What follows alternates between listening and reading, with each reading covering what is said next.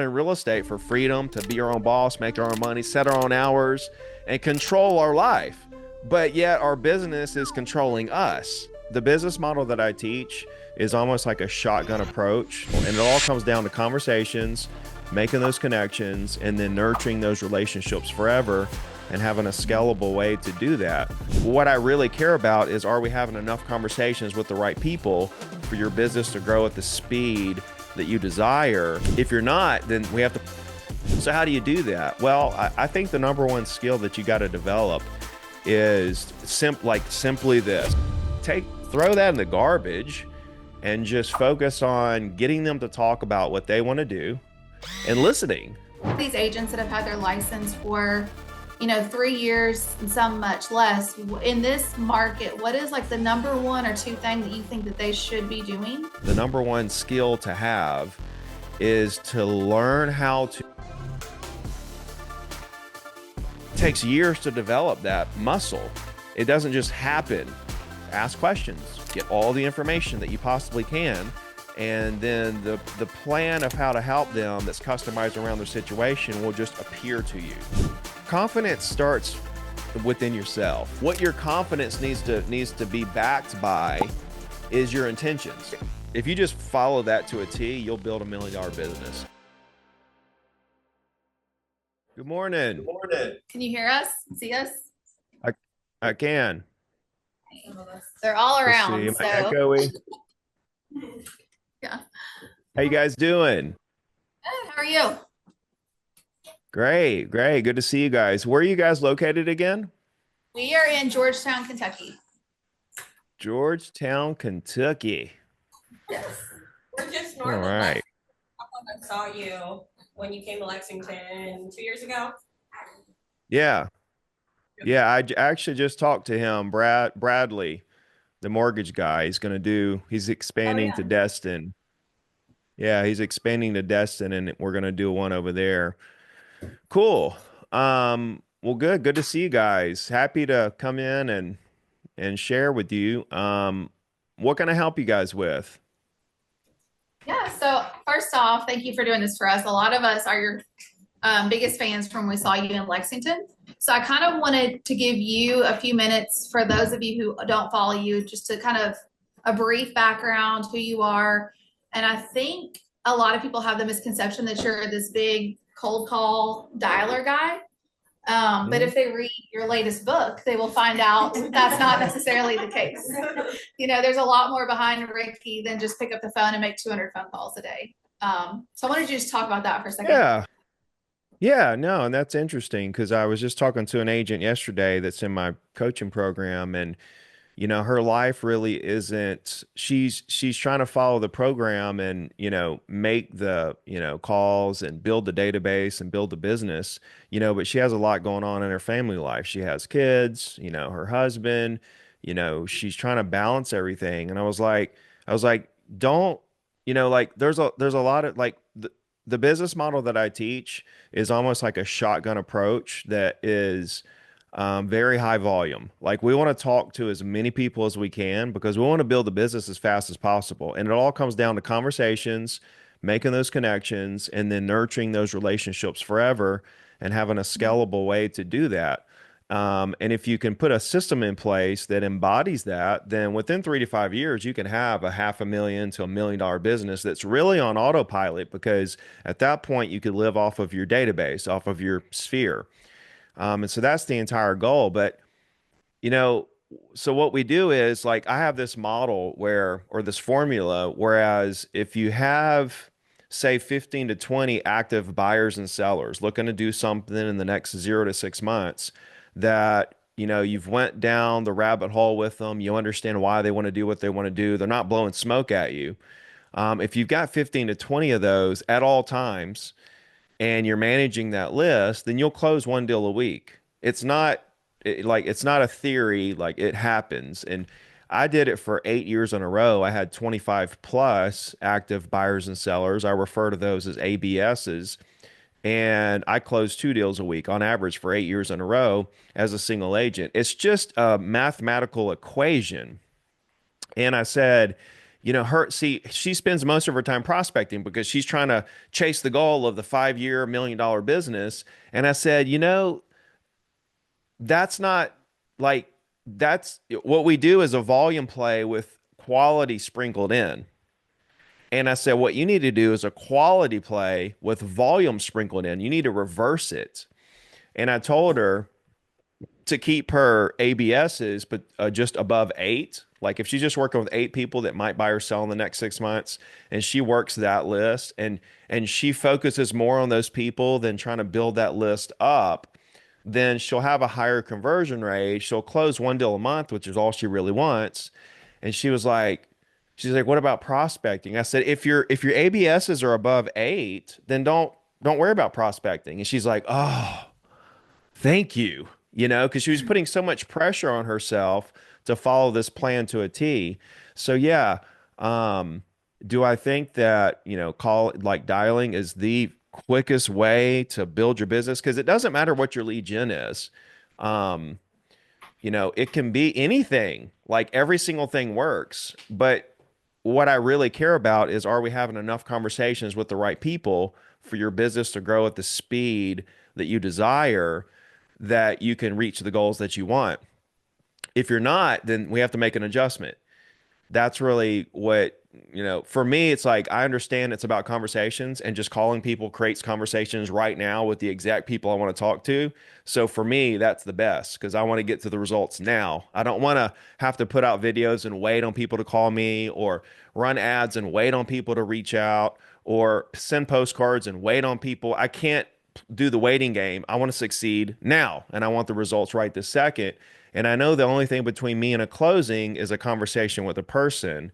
So just give me all the phone numbers and I'll go ahead and have all the conversations right this second. Not everybody's built like that.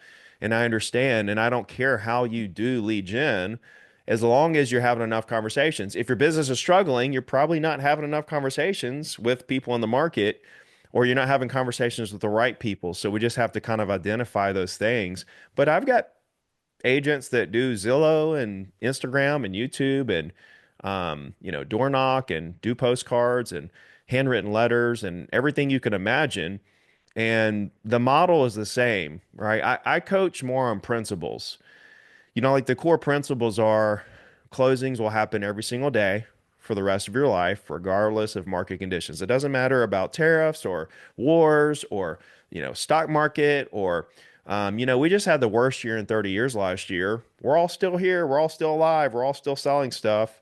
Right now, I think we're at basically an all-time low when it comes to pending deals, which means we're trending lower than we were last year in terms of pending deals, and that's normally a precursor to how many deals are actually going to close.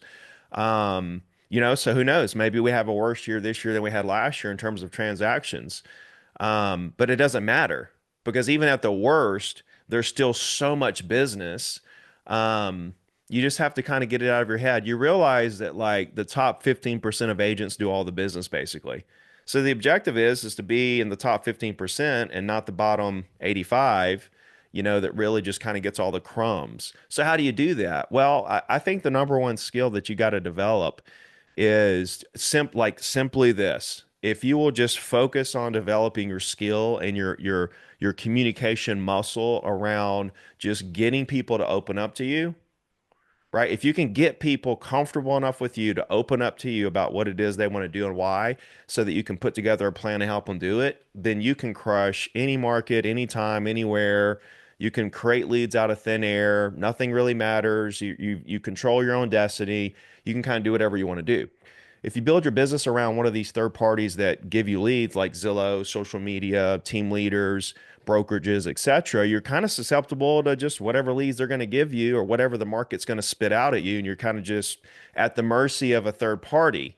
But if you understand real estate to the core, you understand that it is a conversation game. And we can have those conversations right now. You could literally pick out a listing and find all the owners around the listing that have smaller homes and call them and say, hey, you need a bigger home?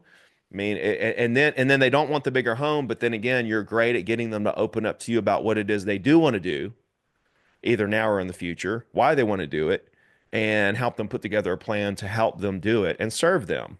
And I think that's one of the biggest mistakes real estate agents have is They kind of have a predetermined result that they're looking for. Like, I'm going to set an appointment, or I'm going to get an email, or I'm going to, whatever it is, they have this or I'm going to sell this listing. And that's the wrong angle. What you should walk into every conversation with a prospect thinking is, I'm going to use this property as an excuse to talk to this person. Then I'm going to get them to open up to tell me what they want to do, instead of trying to get them to meet face to face, or see this property, or get them to let you send them some stuff, or whatever it is you're trying to do. Like, throw that in the garbage and just focus on getting them to talk about what they want to do and listening, and then going deeper with it and having that conversation. It kind of shows how much you care, number one. They start to realize you're different, number two. And then you get all the information you need to actually help them do a deal, number three. It's real simple when you break it down. We make it too hard, and we've been programmed really badly in the industry. But yeah, as far as background, I've been in real estate since 2002. I was 20 when I got in. I did about 1,000 deals. I retired a couple years ago from sales. I just purely coach now. I was a single agent the whole time. I was the number one agent in my MLS for 8 years in a row. I was crushing entire teams just by myself. And I think that's something else to kind of note is, and we're kind of programmed to bring in buyer agents and build a team and all this stuff. And that really just puts a band-aid on the problem and makes the problem worse. What's the problem? The problem is inefficiency. Like, you would make way more money. Like, think about it. I was outselling entire teams that had 20 agents. Okay. I'm sure the team leader was sitting on about a 20% profit margin. That's normally what teams run on. They're giving half of it away up front. Then they got expenses. They're sitting on 20 or 30% if they're lucky profit margin. And as a single agent, I'm sitting on about 95% profit margin. Okay. So I could have been doing, 20% of their volume, or I could have been doing, if I were, as long as I was doing 20% more of their volume, I was profiting more than the team leaders. Okay. I could have been selling 5 times less than them and still been profiting more money, with a very stressless life, a very high quality of life. But not only was I selling 5 times less than them, I was selling more than them. Like, I was making 6 or 7 times as much as the biggest team leaders in my market in terms of like just pure profit in my bank account. I'm a really efficient person. I run this multi million dollar huge coaching organization by myself, no employees and stuff. I'm just a super efficient person, and the quality of life is really high. When I was making $1 million a year as an agent, I was working like 20, 30 hours a week on my real estate business. And I was spending the other 20, 30 hours building the coaching business back when I was, kind of juggling both and trying to get the coaching off the ground. Um, but yeah, I'm in Alabama. I sold mostly Gulf front condos and stuff, but I've coached agents all over the country in every single market, all over in different countries. Um, and I teach on principles, that'll never change. Like I started going through it. Closings will happen every single day. Competition does not, will not, cannot exist. When you really understand these things, you really start to become unstoppable is really the word. And that doesn't mean you're not unbeatable. It just means you don't stop, and like you can't be stopped, and you're going to succeed at whatever level you want to succeed at. Um, Closings happen every day. Competition doesn't exist. Relationships over transactions. You always value relationships with the prospect, with your client over the money. I don't make any decisions based on how much money I'm going to make. I could make a lot more money, but like, I'm doing this for free. I could do other things that actually make money right this second, but I'm doing this. Why? Because I make decisions based on people and what this is going to do to serve people and how this is going to impact people. If I was just worried about money, I wouldn't do things like this. But I have more money than I can ever spend. And that's kind of what I wish for all of you. That's why I do this, is to help you guys understand the principles that I built my business and life around so that you can have the life I have where you don't worry about finances at all and you kind of do what you want to do when you want to do it. And everything is focused around impacting people rather than making a paycheck. Um, yeah. So that's a good background, huh? Did I miss something? No, that was good. And a little bit about us. We are I call us a baby brokerage. So we're only about a year old. Started with 4 agents. I'm the brokerage owner. We now have 21 agents within a year. So we're growing much quicker than I thought. In our county here in Kentucky, we are the number 3 volume producing brokerage. We're second to a Keller Williams office and to Christie's, which does like Mhm. massive, they build like 600 houses a year, you know? So our baby brokerage is third to these brokerages that have hundreds of agents. So I feel like we're doing something right. We closed thanks around 170 transactions last year with just those agents. So we have a great group. They're hungry, they're young. Most of us have young families, so there's that struggle that go with it. We do a lot of Zillow leads, and I feel like that's my way to get them the experience, the conversations happening, just get them in these houses, Mhm. start getting that activity and momentum because I truly believe that momentum builds momentum in real estate. Get them some quick cash, but I preach we are not a Zillow brokerage. You know, Mm. I want you to close 8 to 10 deals a year with Zillow, feed your families, and then go learn how to be a realtor alongside that. So Mm. I liked Mm. basically everything you said aligns with a lot of what we do. My question for you to them, as most of them are here now, is for these agents that have had their license for, 3 years and some much less in this market, what is like the number 1 or 2 thing that you think that they should be doing? And what is something that they should be doing to also wean them off of the internet leads? Okay. Well, it doesn't really matter what you do at that stage. You're just trying to find your way, and you don't really know what your way is going to be. You don't know what's going to be best for you. Maybe it is Zillow leads. Maybe it is internet leads of some sort, or social media, or door knocking, cold call. Like, there's only a handful of lead gen activities you can really engage in, and you got to find which one creates enough conversations with the right people so that your business grows at the pace that you desire to reach your goals. That's really all you need to worry about. If you're having enough conversations with the right people, Zillow, you're just kind of at the mercy of Zillow. That's why I'm not a big fan. But I know agents that do it and they succeed. And what they do is they do it for years and years and years. And now they develop this massive database of like all the Zillow leads they've gotten over the years, and then they sell some things, and then those people list 3 years later and buy other things, and like it plants seeds. And so it takes longer to develop, I think, when you do it that way, because you're having fewer conversations and you're just waiting on people to call you versus you just creating conversations at will. But yeah, there's no real right or wrong way. It's just a matter of learning something new every single day and continuing to develop. Um, what happens is we get a little complacent. Maybe we sell a few things and then we kind of just stop learning. We think we kind of know what we need to know, and then we've made it, and then we just basically plateau from there. You've got to realize that you could learn something new for 20 years and still learn new things all the time. The game is so deep. It is so, so, so deep. What you could learn, and the skills you could develop. But I would focus on, here's what I would focus on. I would try to hear what Ricky's saying when he says that the number one skill to have is to learn how to make anyone you talk to feel comfortable with you.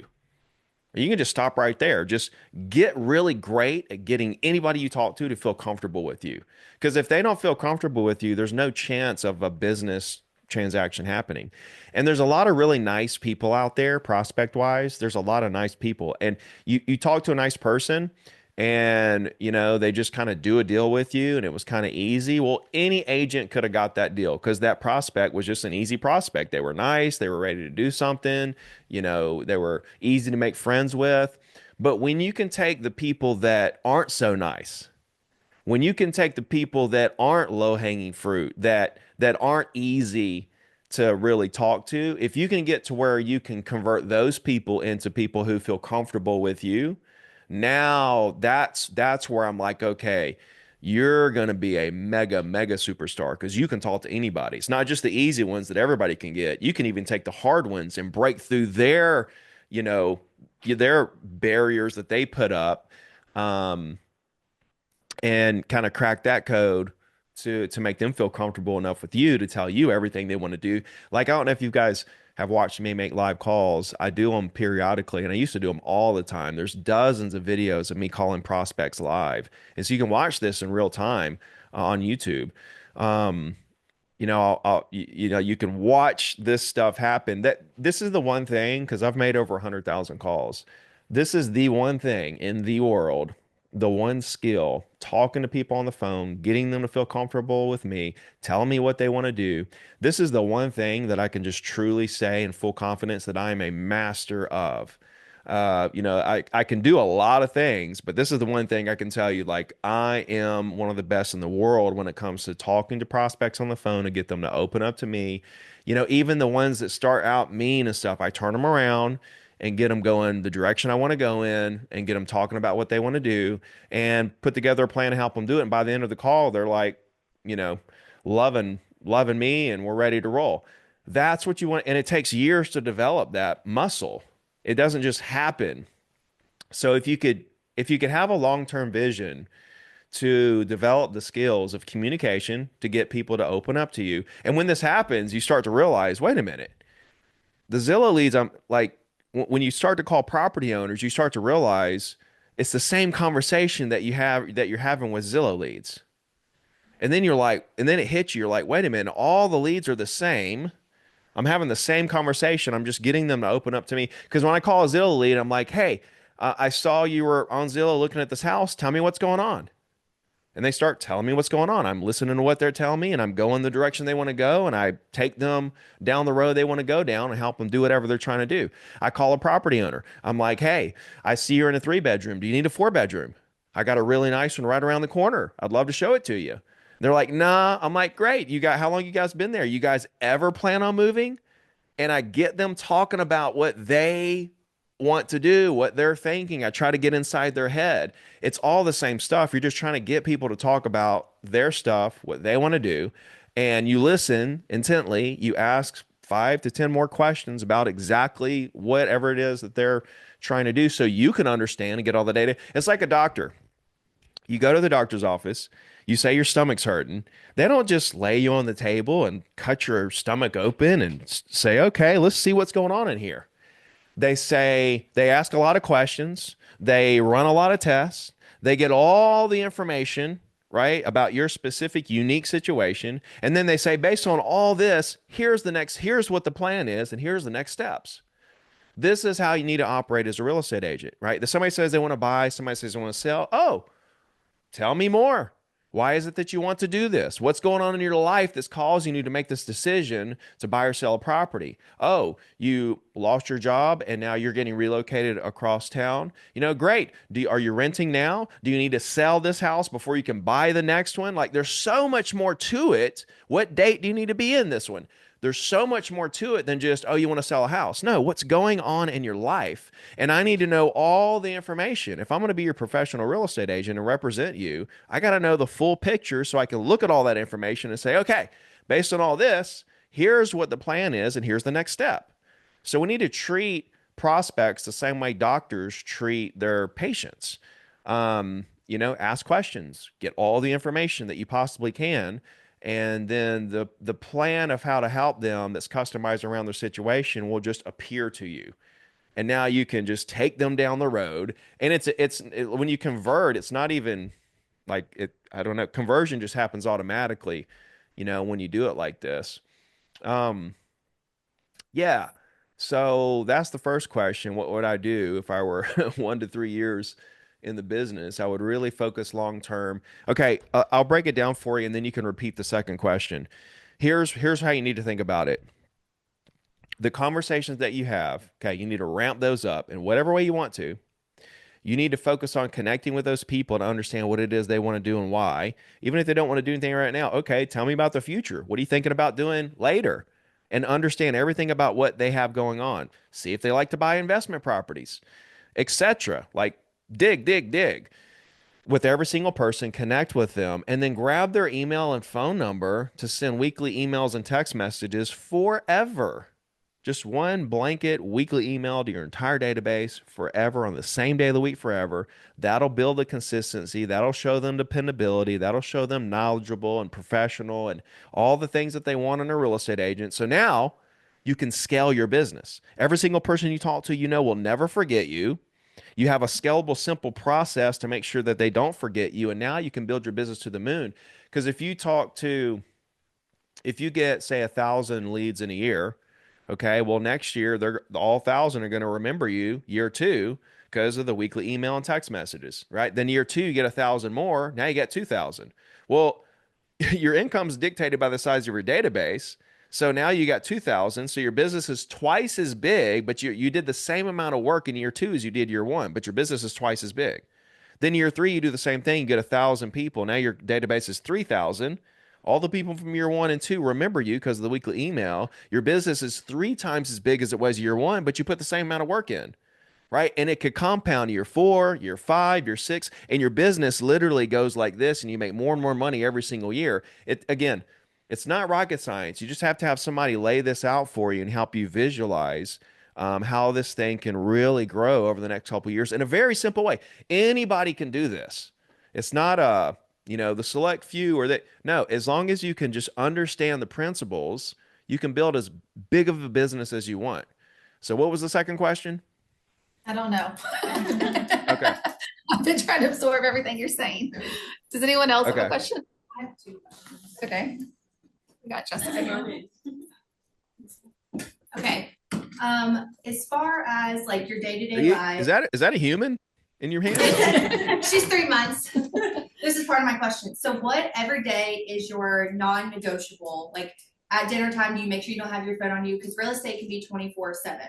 So what are your non-negotiables as far as work-life balance? Good question.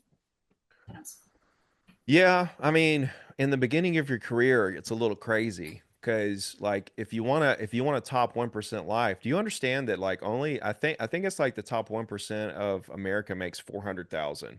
So when we're talking about we want to make a half a million or a million a year, we're talking like top 1% or top half a percent of people in the country. If we want that kind of life, there's going to be some sacrifices when it comes to balance. There's not really balance if you catch my drift. What you have to get really good at, and what happens is, as agents, we come in, we don't have any deals going on, so we do a bunch of work, and then we kind of react to everything, and then we get a little busy, and we're still in reaction mode, where everything that comes through our phone, we react to. Our phone makes a sound, we jump 3 feet in the air, we work till 10 o'clock at night, etc. And so what you have to do is you have to start managing that better and realize that all these things that we react to and jump 3 feet in the air for doesn't even have to be done right that second. The four most important things as an agent, okay, like if one of these four activities came across my desk, I'm dropping everything I'm doing. I'm going to go do one of these four things. If somebody wants to see a property, if somebody wants me to go look at a property to price it or a listing appointment, if a buyer wants to make an offer on something, or if I'm negotiating something and I get like a counter offer or something, if it's one of those four things, I'll drop a baby. I'll be like, I will, I will drop everything that I'm doing. I'll drop everything that I'm doing and I'll go tackle that because those four things are the reason why we do what we do. It's the reason why we make phone calls, the reason why we send letters, the reason why we do social media is to get to one of these four things. These four things are what is kind of like the next step in the process to closing a deal. So if it's one of those four things, you got to stop everything. You got to answer the call, at 6 o'clock. I don't know if I'd answer it at 8 o'clock, but 6 o'clock is still, in that gray area. But if it's like a repair addendum, okay, a repair request addendum, I don't, unless like the deadline is at the end of this day and they just get it in, okay, that's important. But if the deadline is 24, 48 hours, 72 hours out, I don't have to deal with that right this second. I can enjoy my dinner and deal with the repair addendum in the morning. If a buyer is inquiring about, he wants to see, he wants this, he wants more information on this property. I can do that in the morning. So that's not one of these four things. And the problem is these four things are the most important four things for real estate agents, the highest priority. What's right under that for me is prospecting. So these four activities are even more important than prospecting. Okay. And then everything else is under that. So you got three tiers. You got the four things, you got prospecting, and you got everything else in terms of priority or, you know, something that you need to react to immediately. So it's just, I tell you what, like sometimes I do this exercise with agents. Like, take, a lot of these agents that are super reactionary. If you're a reactionary, I'm just gonna say, if you're a reactionary agent, you will never break through, unless you start managing what you react to. Because you'll never have time to do the things you need to go to the next level because you're always reacting to everything. I know a lot of these agents. So these agents that react a lot to everything, I give them an exercise. And I'm like, ignore everything that comes through, ignore every phone call, ignore every text, every email, ignore it all for the next 2 hours. Like set a timer or whatever, or like it's 10 o'clock now. So, ignore everything till noon. Okay. And like, they'll just be dying inside, like because there's stuff happening, their phone's making sounds, their phone's ringing, they're even looking at it saying, wow, I really want to answer this, but Ricky said not to. And at the end of the 2 hours, it's such a liberating experience. You feel free because right now you feel shackled, right? Because we got into this business for freedom, but we don't feel free. We feel like we're shackled to our phone and our email and working till 10 o'clock at night and everything. Well, that doesn't sound like the reason why we got into real estate. We got into real estate for freedom, to be our own boss, make our own money, set our own hours, and control our life. But yet our business is controlling us. And so what you have to do is you have to take your life back and you have to start controlling your business instead of your business controlling you. You want to build your business around your life, not your life around your business, if that makes sense. You want to map out the life that you want, and this is what I was telling this agent yesterday, who, like she wants to be like she wants to like be a full-time agent who's making all these calls and building this huge business. I was like, don't do that for now. Be a mom, close one deal a month, give yourself some grace. Don't put so much pressure on yourself. Keep 8 ABSs at all times, close one deal a month, and just relax. Don't feel like, oh, I'm falling behind. I got to make all these calls so I can have this $1 million business in 5 years. I said, you can come back to that later. Like, chill out, enjoy your life. Don't put so much pressure on yourself. So you got to look at your life and say, here's how I want my life to be. Here's how I want to lay out my life, and then build your business around that. Not everybody is ambitious enough to go out and actually do what you need to do to make $1 million a year. Um, some agents want to make 200,000 and they're great. Awesome. There's different ambition levels, and you've got moms, you've got different things happening. You have you have these wives that come in and they have a Superman breadwinner husband. They don't need money. They come in and they're a lot less motivated, and they're not on the same level as, like, say, a brand new agent who grew up poor like I did, and is willing to literally eat dirt to make $1 million a year. So everybody's different, and you got to kind of figure out what you want your life to look like and build your business around it. Um, but just take the pressure off yourself of answering all those calls and emails and stuff late at night. It'll be there in the morning for you, I promise you. But it's just a perspective that you've got to kind of ingrain in yourself. Um, Hopefully that helps. I don't know if it does or not. Anyone have another question? Okay, yeah, Jessica. I have one more question. So like she said, we have a lot of newer agents here. As far as like fake it till you make it, what's your best advice for people that lack confidence in real estate? Or like being a new agent? Did you say fake it till you make it? Yeah, kind of. Um, Confidence starts within yourself, which means that, some agents will come to me and say, I have call reluctance. I'm scared to call people. And so, as their coach or whatever, their mentor, I want to dig in to find out what the root of this actually is. Because when you ask somebody why they're scared to make calls, the most common answer is, I don't know. It's like, okay, so you're scared to do something that's going to make you $1 million a year, but you don't know why you won't do it. And then they eventually say rejection and all this and that. And really, the truth of the matter is, for most people, there's a couple different reasons, but for most people, it's this, and this might help some people in the room. If you aren't dependable to yourself, then you know deep down you can't be dependable to other people. And then so therefore you lack confidence when you're communicating with people. And you don't can't put your finger on it. You don't know why, but I'm telling you why. A lot of you. And you may be a super dependable person. Okay. So I'm not talking to you if you're like, if you're Johnny on the spot, you do everything routinely. You're at the gym at 6 o'clock in the morning, every single morning for like 10 years. And like you have self accountability, etc. I'm not talking about that. What I'm talking about are the people who say, I'm going to get up and go to the gym tomorrow, and then they don't. Or I'm going to make a call session. I'm going to call for 1 hour. I'm going to call for 2 hours tomorrow, starting at, 9 o'clock, 10 o'clock. And then they don't do it. And so they let themselves down time after time after time again. And so then when they go to talk to prospects, the prospect can literally hear it in their voice that they have this loss of confidence, this lack of confidence. And they can't put their finger on why. They just see red flags.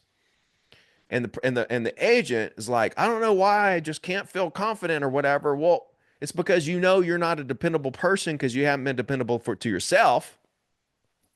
So that's the first thing you got to fix, right? Is if you tell yourself you're going to do something, then you do it.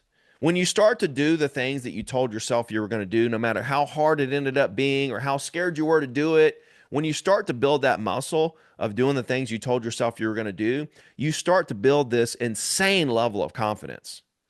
And then because you're a dependable person and you'll do anything no matter how hard it is. And so then you start to think, well, if I can do this for myself, then I'll do this for clients, right? If there's a hard call I have to make, let's say there's a client and I have this deal and something went really south, and now I have to call the client and give them some really bad news, right? Well, if I've got to give them the bad news now so that it doesn't get worse and we can maybe fix the situation, but it's really bad news and the client's going to be devastated. Well, I'm going to make that call because I'm dependable to myself that I'm going to do this, and I'm going to be dependable to them. And so it's a chain reaction, I believe, where you got to be confident in who you are behind the scenes, behind closed doors, doing the work when nobody's watching. And that gives you the confidence that you need when you get out there in front of prospects, right? Does this resonate with anyone? Yep. I mean, that's part of it, right? And then here's the other part of it. If you have that part down and you're a super dependable, self-accountable person, right? But you still like lack this amount of confidence, it might be coming from the fact that you think that you need to know stuff that nobody cares about you knowing. Like, I don't know enough about the market. I don't have enough experience. I don't know the exact square footage and the prices and the comps, and I don't have all this stuff memorized. So what if they ask me a question that I don't know? And da da da da. That's not what you should walk into a meeting with your confidence behind, is how much you know. The more stuff you research trying to prepare for a meeting, the one thing you didn't research is the exact question they're going to ask you every single time. And so what your confidence needs to be backed by is your intentions. Like, you need to know in the back of your mind that you're there to help them. Bottom line, you'll do anything to help them with whatever their situation is. Like, I'm a server. I'm going to help you do whatever it is you're going to do. I'm here for the right reasons. I'm not here to try to get you to do something. I'm not here to try to talk you into doing something you may or may not want to do. I'm not here just to make a commission. I'm here for you, Mr. or Mrs. Client. And you're telling yourself in the back of your head, like, that's why I'm here. I'm here. If I talk to a prospect and they want to act like I'm a scammer for calling them, I literally laugh right there on the phone because I know why I'm there. I'm there for them. They may not know me. They may not understand what my intentions are, but I do. And a lot of times when they try to act weird or whatever, and I start laughing and I quickly turn the conversation this is part of actually turning those conversations around, is having confidence in who you are and what your intentions are. And I think part of the problem with the industry is that we've been programmed to recite these scripts. Hey, would you consider selling your house? And, well, you don't want to? Well, what if I could get you this price? Would you do it then? And all these different weird things. And what it does is it takes new agents and they go out in the field and they use this stuff that is taught and they have the best intentions of the world. These agents are some of the most incredible agents, and they end up failing and leaving the industry. They did everything the broker told them. They did everything the coach told them. They did everything that YouTube said, but they failed. Why did they fail? I'll tell you exactly why they failed. Because regardless of the intentions that they had inside of them, they couldn't line that up with who they actually were, with how they were communicating. There was no alignment with who they are to how they were communicating. On the inside, they're like, I care about this prospect. But on the outside, the prospect just hears all that cliche script and thinks, oh, this is just another agent trying to get my money. And so you're given the wrong impression, even though your intentions are great. You're given the wrong impression. Well, here's what you sound like when you call prospects. You're like, hey, Mr. Seller, you don't know me. I don't know you, but will you sell your house so I can make some money? That's what we sound like as an industry, right? But the way that I put it is hey, you don't know me, I don't know you. But I'm not here to see what you can do for me. I'm here to see what I can do for you. I'm not here to get you to sell your house. I don't care if you want to sell your house. Just tell me what you do want to do. Okay, you don't want to sell your house? Good, we can check that box off for something you don't want to do. Can we get to the list of things you do want to do, sir? So I can help you do the things you do want to do? I don't care what you do. Buy investment, sell in 10 years, sell in 6 months, add a second home, buy a commercial strip center. I don't care what you do. Just tell me. Let's move away from what you don't want to do. Let's move into what you do want to do so I can help you do it. So if I even knew what the question was or how I got off on all this, then we'd be in a really good spot right now. Do you have time for one or two more questions? Mm-hmm. My question is more so about your weekly email. I know you preach that, and that's been a big part of your business. So I guess if you can just touch on how you started that, the benefits of it, what you talk about. I think a lot of agents here would benefit from doing that. So if you can touch on that. You can go to zero2diamond.com/email. And there's like a good 10 or 12 emails, the actual emails that I send out to my clients that you can look at. Just copy what I do. Number one, the format, how I do it, the font size, the simplicity of it. There's a lot of there's a lot of psychology that goes behind how I do what I do. But you said, how did I start it?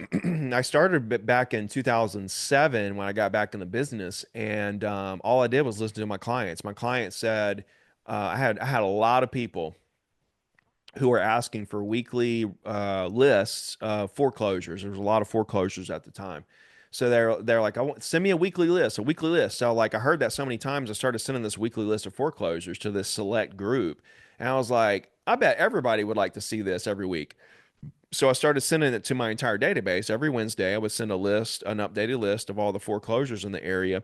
And I would start to incorporate other market information and, deals that I had and listings that I had and stuff like that. And I was kind of sprinkling in a little bit of my personality into the email. And then as the foreclosures kind of dwindled away, it just kind of morphed into like a market report, and not just like a market report, like one of these canned, market reports that, they're sent out automatically, that your brokerage sends out, or you have some company sending out some stuff that nobody cares about, like how to cook shrimp etouffee, or, what color to paint your walls in the fall, or 10 buyer tips to, win on multiple offers. Like nobody cares about. What they care about is local information, great deals, the stats of the local market, new restaurants around town, new developments happening, and they want to hear your opinions. They want to hear you as their professional agent. They want to hear what you think about the information you're sending. This is why you can't automate it. And it only takes like 15 minutes a week to kind of make it and then send it out to your entire database. And I mean, Like it's scalable. You can have 500 or 50,000 people getting this, and nobody ever forgets who you are. Um, but yeah, I hope that helps. You guys can go to that website and take a look. There's also a video where I screen shared and made an email and kind of talked about it and stuff. There's a whole training thing right there. Um, but does that answer your question, or did you have more of a specific question about the email? No, I mean, I feel like that answers my question, but more so the importance of it. Like you touched on, Mm. if the client doesn't want to buy now, but maybe in 6 years, like seeing your email come through every single week Yeah. makes you the professional. Yeah. So it's literally, there's no way I could build $1 million business without it. Because okay, you tell me a better way for people I talked to 8 years ago to still remember me like they met me yesterday. You can't do that on social media. The algorithms will get you. If people don't engage with your content, then the platform will stop showing them your content. You guys all have people you follow that you don't see their content. Tons of people that you follow, you don't see their content. And you see a piece of their content, you'll see a piece of their content and you haven't seen it in like 6 months. You're like, oh, I forgot about that person. They're cool. That's the same way that it's doing with your content to you've got to do social media. I believe you should post every single day. It's a free platform that gets massive exposure for free, and you should be utilizing it to the max. I'm big, big, big on doing social media and posting every single day, but you should use the platforms to extract data to get them into your social media platform. Email is a social media platform. When you open up Facebook or Instagram, the motion that you make is this, right? You're scrolling through. When you open up your email inbox, what motion are you making? You're scrolling through and you're looking for something that stands out, just like you do on social. Then you click on the things that you like. It's literally the same thing, but the difference is you control the algorithm of the email because it's going to hit their inbox every single time. You know when they're going to see the content, basically when they check their email. Um, and you own the data. The social media platforms own the data of all the users, right? You don't. You can extract that data by, squeeze pages and landing pages and asking people and DMing people and, comment this for that, etc. There's ways you can get the information from people that are interested in your stuff and get them into your list. But once you got them into your list, now you own the data. Now it's your data. So it's your social media platform that you control the algorithm and you own the data. It's just super, super imperative for you guys to start collecting as much data as you can, having as many conversations as you can, getting them into your weekly email database. So when they see it every single Wednesday, they're like, wow, because they meet you and there's a lot of warm and fuzzies. Like, this person's different. They actually care about me. They're asking me about me. They're not just trying to get me to do stuff. Then, but they're like, they're not sold on you yet. They're like, that's an awesome person, and maybe we can do something later. Then they start getting the email. They're like, wow. Then after a couple months of it, and the same day of the week, they're like, holy, this person is consistent and dependable and hardworking, right? Then they go through the phases of, you know what? I think they're the real deal. Then after a year, they're like, they are the real deal. Then a little while later, they're like, I think they're going to be my agent when I decide to do something. This is the phases that your people go through, and you can scale this, and this is a way for you to scale the unscalable. You scale conversations that are unscalable. You can only have so many a day, but you can accumulate them to the point where you have so many people who love you because you're giving, again, your opinions on what's going on. You're not just sending them cold hard information that 15, 20 other agents are sending them, right? 15, 20 other agents are sending them just cold hard information. Here's the closed sales, here's some new listings, but when you tell them your opinions on it, your unique perspective on these things, that's when you start to stand out. And that's why you can't automate it. And it's worth not automating. It's 100% worth it. When you sit down on Wednesday to send your email, you can literally talk about things that happen Wednesday morning, right? Versus like an automated email that goes out that's a long paragraph about a much ado about nothing. It's not going to hit, and you're going to lose your database. That kind of stuff is all right for people who you've known your whole life, your current sphere, that your teachers from school, and your aunts and uncles and people at work. Like, yeah, they just see your name and they're like, I'm going to use Susie. But for people but if you want to grow a huge business, you've got to have a model that not only captures the people that love you already, but also the people that aren't quite sold on you yet, if that makes sense. That's why it's so imperative. Thank you. One more question, Justin? I just wanted to get your. There's your a dude in the room? There's two of them. No. What's up? What's up, guys? Yeah. So I wanted to kind of understand. I mean, you speak to your efficiency. We all have room to improve in ours. Can you speak to what you're automating as far as your systems and your processes to make you more efficient? I think having a great assistant to handle all the back end. Um, so it's not really automated. I just had somebody doing it for me.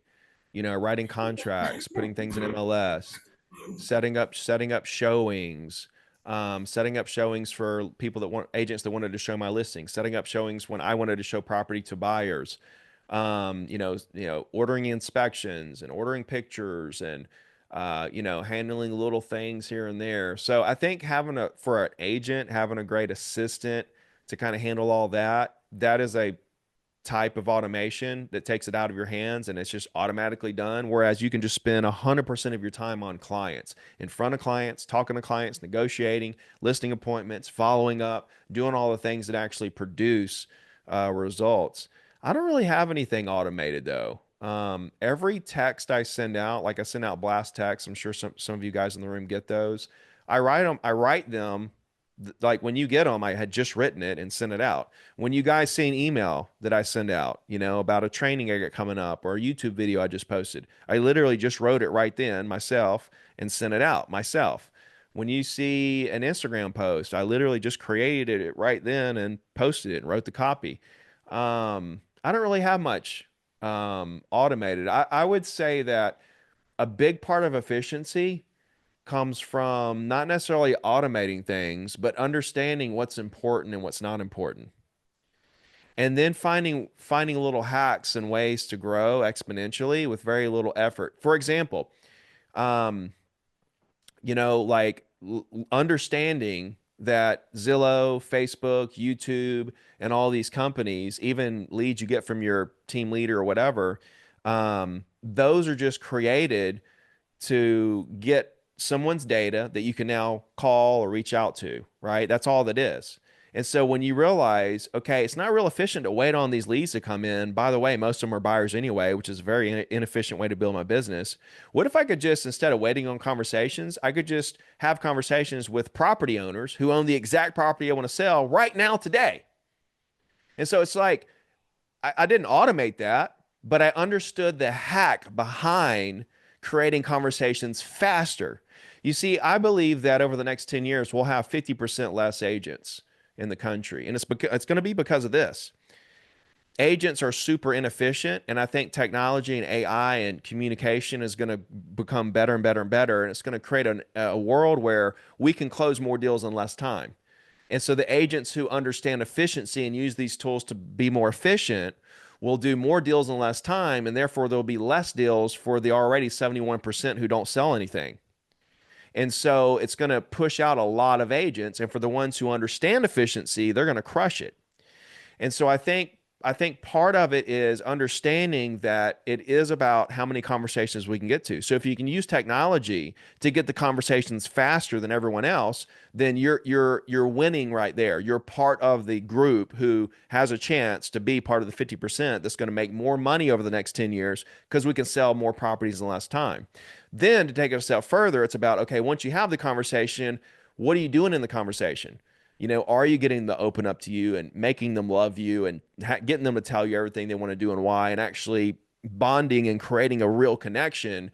Those agents that A, get to the conversations quicker using technology, B, know what to do within the conversations to get people to that point of conversion, and then C, are using all the fantastic tools to help service the deal when we do get into the deal. These are the agents that are going to really crush it over the next 10 years and still be in business. Everybody else is going to have a really hard time. And so I'll give you another example. It's kind of like when you get a repair addendum request, right? You get the repair addendum request and they want the seller to fix all this stuff. And then you start working with the seller to like figure out, okay, we got to fix all this stuff. let's get a contractor. Let's figure out who we're going to get to fix this. Get it. Instead of doing all of that and going through all that stress and all that time and energy and money spent just to do something that the buyer's just not even going to be happy about because they didn't like the workmanship, but we did like the workmanship and we've already paid the contractor and we feel good about it, but the buyer didn't like it. Now where are we? And creating a big mess. You think about situations like that and you say, no, I'm never going to do that again. I'm going to do my best to try to get this to a monetary. We're just going to knock off 5,000 of the price. Will that be good, buyer? Yeah, that's good. Great. Boom, it's done. Now I don't have to go through all that stuff. So it's like taking situations and minimizing the stress and money, the time, money, and energy spent on some of this stuff, and then just understanding what the business is really about and using technology to get to the. You can only have so many conversations in a day. Think about it. You can only have so many in a day, right? So what are we doing to make sure we're maximizing the amount of conversations that we're having? And you can already do that. You can already get, contact information and call the exact people you want to call and maximize the amount of conversations that you're having on a daily basis. Right now, you can be doing that. There's no technology that's going to. There may be technology that comes along that increases pickup rates maybe, or there could be some things. Who knows what's going to happen? I'm actually excited to like learn what that next thing is that we don't even see coming that's going to make our industry better and better and better. But agents are here to stay. I just think there'll be a lot less of them, and it's going to be the ones like you. Your head's in the right place, asking like, how can we be more efficient? And I think my answer was pretty good for you to hear. That it's not about necessarily automation. It's about understanding what's important and focusing on those things. Thank you. Anyone have anything else? Ricky, before you go, can we take a group picture with you? Sure. Everyone has to get in. Yeah. Yeah. Oh, are we gonna go up there? Yeah, go. Just tell me when so I can strike a pose.